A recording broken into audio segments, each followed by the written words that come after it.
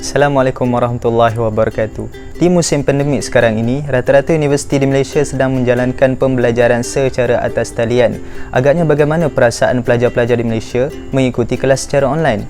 Dalam video kali ini, saya akan pergi interview beberapa orang pelajar untuk bertanyakan kepada mereka bagaimana perasaan mereka pertama kali ikut kelas online, apa cabaran yang mereka hadapi dan bagaimana cara mereka mengatasi masalah tersebut. Nak tahu apa jawapan mereka? Saksikan video ini.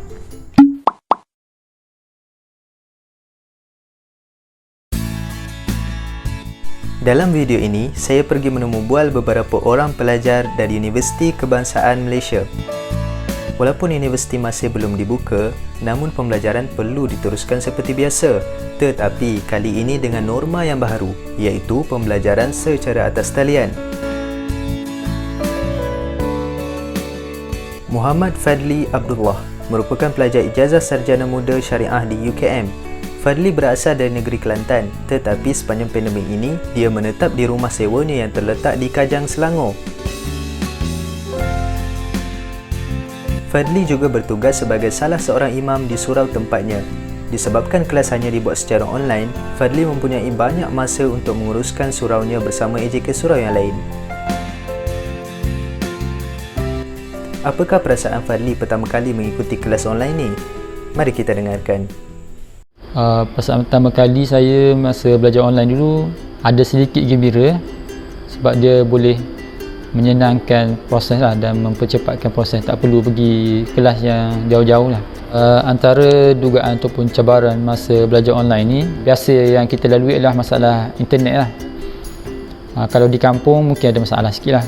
Kalau di bandar mungkin tumpang wifi, kemudian tiba-tiba wifi putus dan sebagainya. Itu antara dugaan cabaran kelas online.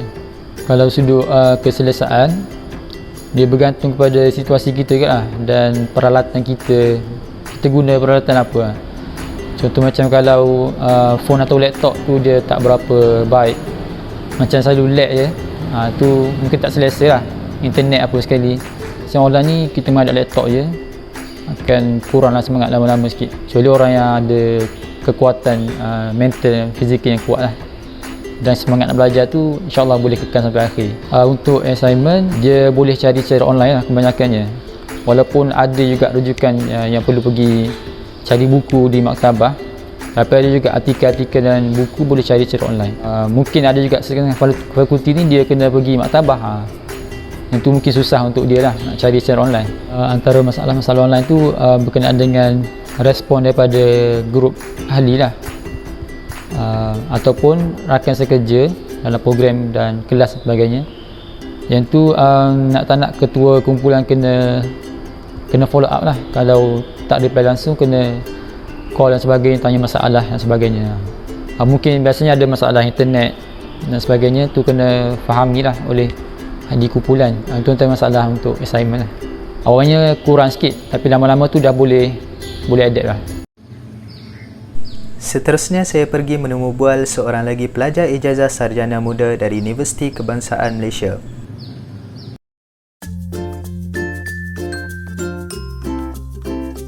Nabilah merupakan pelajar tahun akhir ijazah sarjana muda Al-Quran dan As-Sunnah. Tahun akhir merupakan tahun yang agak sibuk untuk Nabilah kerana perlu menyiapkan latihan ilmiah dan bakal menjalani latihan praktikal tidak lama lagi. Bagaimana Nabilah menyesuaikan diri dengan pembelajaran norma baru ini? Sejujurnya agak terkejut lah. Agak terkejut sebab ibaratnya macam satu culture shock. Bila mana kita tak pernah lalui satu benda tu, tiba-tiba automatik semuanya berubah 360 darjah. Antara cabarannya, yang pertama sekali adalah dari sudut pembelajaran lah. Pembelajaran yang sangat-sangat mencabar bila mana kita nak mencari rujukan. Sebab kebiasaannya sebelum ni kita akan pergi pustakaan, kita boleh pergi PTSL secara fizikal, kita boleh cari buku, kita boleh dapat maklumat tu dengan lebih mudah lah. Tapi bila dalam keadaan online, dan sebelum ni kita tak berapa terdedah dengan cara untuk mencari rujukan online, jadi itu satu cabaran yang besar lah. Dan yang keduanya mungkin boleh dikatakan dari sudut suasana. Kita tak ada kawan-kawan di sekeliling kita yang kebiasaannya selalu ingatkan kita pasal kerja, bila jumpa fizikal, yang boleh teman kita sama-sama untuk buat assignment sekali dan sebagainya. Tapi kita duduk di rumah kan, bila di rumah kita fahamlah suasana di rumah bukanlah terkhusus betul-betul untuk belajar, tapi untuk bersama keluarga. Lagi satu berkenaan dengan cara untuk kita berhubung dengan pensyarah sendiri. Kebiasaannya kita boleh pergi ke bilik lecturer, kita boleh jumpa secara bersemuka, kita boleh dapat consultation secara direct, secara terus. Tapi bila dalam keadaan online, kita kena contact dulu, kita tak tahu free dan sebagainya kan. Lepas tu bila dalam keadaan online ni kita tak tahu macam mana reaksi masing-masing dan keadaan suasana masing-masing di rumah macam mana. Jadi kadang tu kita nak mengganggu lecturer pun kita rasa serba salah dan sebagainya lah. Bila fasa online ni kita rasa agak lemau sikit, rasa agak lemau sebab dulu kita nak pergi kelas, kita kena berjalan ke sana ke sini kan. Kita nak ke kelas perlu naik bas, perlu naik kenderaan dan sebagainya. Tapi bila dekat rumah sahaja, hanya klik pakai tangan je, buka laptop, buka internet dan sebagainya, lepas tu terus masuk macam tu. Jadi kita tak ada satu pergerakan yang menjadikan kita lebih aktif. Nabila juga berkongsi nasihat untuk semua pelajar yang sedang menjalani pembelajaran secara online sekarang ni. Sikit nasihat, mungkin apa yang saya pegang jugalah. Yang pertama sekali, jaga niat.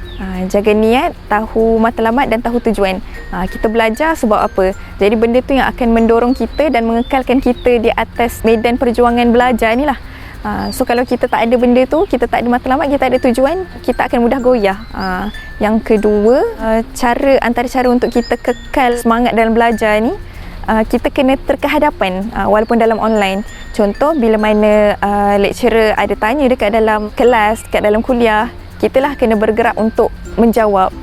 Kemudian dari sudut buka kamera, sebab kadang orang nampak macam segan nak buka kamera, tapi kadang dengan buka kamera itulah menjadikan kita lebih fokus.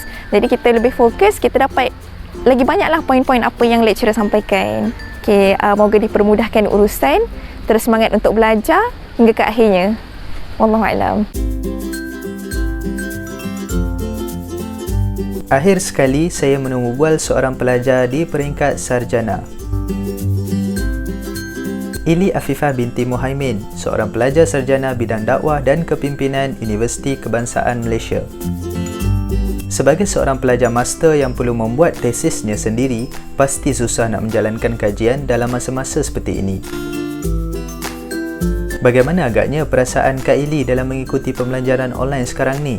Mula-mula rasa tu memang agak serabut lah. Nak tak nak memang kita kena belajar lah. Belajar cara nak guna Google Meet, apa semua tu. Yang bestnya sebab tak payah nak bersiap nak ke kelas. Maksudnya tak adalah macam nak gosok baju, apa gosok tudung, nak pilih apa. Just duduk dalam bilik, buka laptop dan hadiri kelas tu kan. Tapi yang tak bestnya, lepas kelas kan biasanya kan kita orang bincang apa semua kan. Tapi bila dah online ni, just bila lecturer dah keluar kelas tu, just kita orang bincang dalam 3-5 minit kot apa assignment yang kena buat, apa semua. Jadi tu agak susah lah kot. Banyak jugalah cabaran dia. Yang pertama antaranya adalah capaian internet. Walaupun kat rumah dah pasang Unify, dah kira laju dah, tapi ada je macam dalam 2-3 kali juga kot, tiba-tiba terputus line. So terpaksalah kita orang guna hotspot sendirilah. Kesian lah kalau orang yang duduk dekat kampung ataupun kawasan pendalaman kan nak dapatkan line internet tu. Yang seterusnya adalah banyak gangguan bila duduk kat rumah. Nak create suasana belajar tu memang lama lah, berbulan-bulan baru rasa seronok nak belajar tu. Sebab kan sebelum ni kan saya duduk college. Bila duduk college memang tak payah fikirkan sangat suasana apa, perasaan orang apa semua kan. Bila dah duduk rumah, dia rajin kepada benda lain tau. Rajin nak kemas rumah, rajin nak kemas bilik. Perbezaan yang saya nampak lah, yang saya rasa sendiri, iaitu yang pertama adalah fokus. Kalau secara online kan, kita fokus jadi hilang. Sebab lagi-lagi kalau dalam kelas yang ramai kan, lecturer kan tak nampak kita, pasal kita je yang nampak lecturer kan. Jadi nak tak nak memang fokus tu larilah sikit. And then yang kedua, kalau secara online kan kita tak payah nak ambil masa untuk pergi ke kelas apa. And then kalau secara bersemuka, kita kena ambil tahulah juga jarak masa perjalanan nak ke kelas. Kalau untuk kelebihan belajar secara online, kita boleh dapatlah recorded video. Kita boleh tengok balik video tu pada bila-bila masa ataupun kita boleh ulang tayang semula. Itulah antara kelebihan dia. Mungkin tahun hadapan ataupun tahun hadapan lagi kan kita belajar secara online. So kita kena mempersiapkanlah fizikal dan mental. Suasana belajar tu jadi lain kan. Kita kan belajar, jadi kita belajar secara sendiri ataupun berseorangan kan. Jadi cara kita nak belajar tu kita kena buat jadual pengurusan diri sendiri. Maksudnya kalau kita nak belajar time bila, nak main time bila ataupun nak uruskan rumah time bila, kita kena membahagikan masa lah. Begitulah serba sedikit perkongsian dan pengalaman mereka menjalani pembelajaran di norma baharu ini. Walaupun dalam keadaan yang agak terbatas, namun pendidikan perlu diutamakan dan dijalankan seperti biasa. Semestinya banyak dugaan yang mereka hadapi dan banyak juga kelebihan yang mereka dapat. Dalam pembelajaran secara atas talian ini, terdapat kelebihan dan kekurangan yang kita sama-sama boleh ambil pengajaran daripadanya. InsyaAllah semoga semua urusan pembelajaran pelajar di Malaysia dipermudahkan. Sekian sahaja perkongsian untuk kali ini. Assalamualaikum.